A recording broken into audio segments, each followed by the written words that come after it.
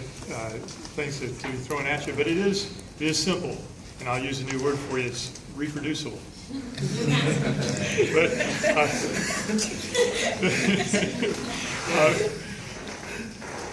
I think there is a lot that we incorporate.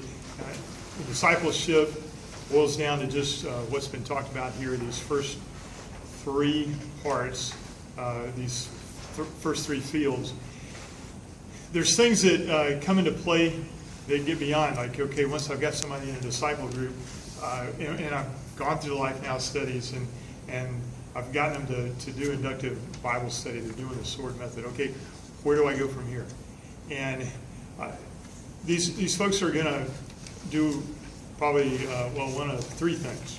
One, they're going to say, well, enjoyed it, but I've got other things to do, and you won't see them anymore.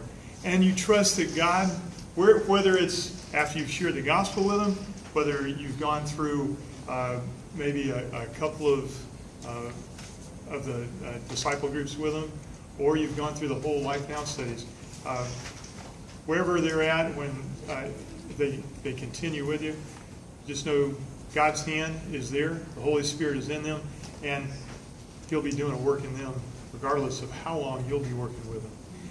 But say they continue with you, and you want to encourage them in the aspect of fellowship, being a part of a church, understanding the importance of that. And so what we see will happen maybe early on, especially with these new freshmen who come from a Christian background, they're looking to be a part of a church, you're going to plug them into your home group right away. And that's just something they're looking for. And there's going to be others, though, that they're unchurched, they're not really acquainted with what it means to be a part of fellowship. If they come out and they sing songs with you and they pray with you, it's really feels weird to them. They're not ready for that as of yet. And you got to be discerning of what that would mean. But at some point, I think you've got a choice of either they head out and God does a work in them in a different direction, or they may come to be a part of your home group that you're already a part of. And you got to be discerning when that happens. Another thing could happen is you've got one or more disciple groups that are formed, and you say, well, instead of incorporating them back into our home group, let's start a new one.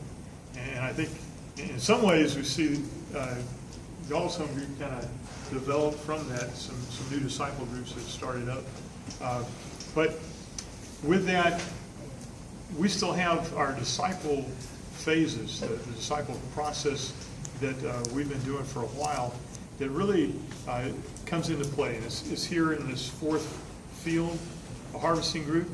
Healthy Church is Acts 2:36 through 47. And just as you read through that, we won't catch it right now, but it just talks about what the first century church did after they were challenged with the gospel. There was a bunch of them get saved, and they were all about just what it meant being in fellowship. And so we want to take that to heart and consider what are some things we want to challenge people in that may in some ways go beyond the scope of a disciple group. Things like they're connected to Jesus Christ, and they're getting connected to fellowship. They're growing. That's the second phase of the disciple phase. They're growing, and what it means to even serve in the body. They're helping out on Sunday morning for the service. We got a lot of people involved in that. They're doing other things. People working in the office. People just helping and serving, because that's a big part of what we're about. Is every member a minister? We're helping people to serve in the body, be effective there. They're using their gifts, and they're growing. And a lot of that's happening through what they're learning in the Life Now studies, things they're learning in the home group, and it's coming out on Sunday morning. And then the disciple phase is something that we're doing right here. We're helping them grow as leaders to influence others. And I think there's an equipping time that we want to see ongoing. It says, hey, we know y'all are building into other people. We want to build into you. Disciple time is going to be here. We're going to make sure There's going to be different leaders times to help y'all grow. And then the go phase is one where we're helping you. For many students, you're going to be graduating someday, and when you do, what do you do from there? It's exciting to see. We've got different opportunities where with staff, whether it's helping people start out with internships, evaluate staff, overseas missions. The marketplace ministry, we're just helping you, okay, what does it look like to be a Christian in the workforce, and how can God use me there? To be a part of a church plant, which is something we're all about, getting teams prepared to be sent out and new churches started up. And hopefully many of y'all will be a part of that. So that is that last phase that we work at as a church body, and it's going to happen kind of as we take these disciple groups and get people focused into the church, get them involved, and I just see God continue to grow them. So I want to encourage y'all. This has been a time just to expose you to starting a disciple group. And there's going to be people that are part of your home group that say, that's just not for me. That's not where I'm at.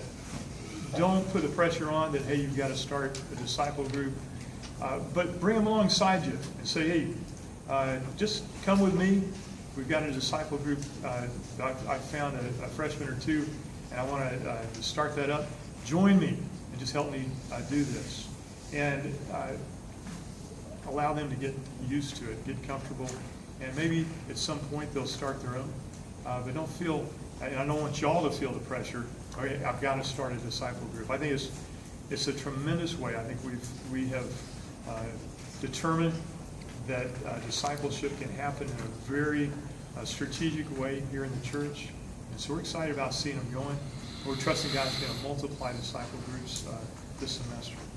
But thank you all for being here. And let me just close this off. Be trusting God for what's ahead for this Sunday morning. I know we've got a hot casserole back there that's just came in that will, if y'all want anything before or as you're leaving, make sure you grab that. We've got some other things as well that are right there in the back. I'll encourage you as well, as leaders, as ones who are influencing, as you step out there, there's going to be new students coming. They're going to go straight, some of them will go straight inside and sit down, and others will be kind of wandering around, not sure what to do. There'll be different places around. I encourage you, really try to seek out new people and just introduce yourself. Sit with them and make them feel at home. And we've got a meal afterwards, so the church is providing that. It's going to be kind of like a Chipotle layout there we can go through, and so it'll be just extra time for you to hang out, get to know people. I encourage you make a point to touch base with them about one, being part of this disciple group as well. It may make sense if they're looking for fellowship for them to jump into your home group. You got to be discerning about that. But take full advantage of this time this morning, and let's trust what God will do. Let me pray.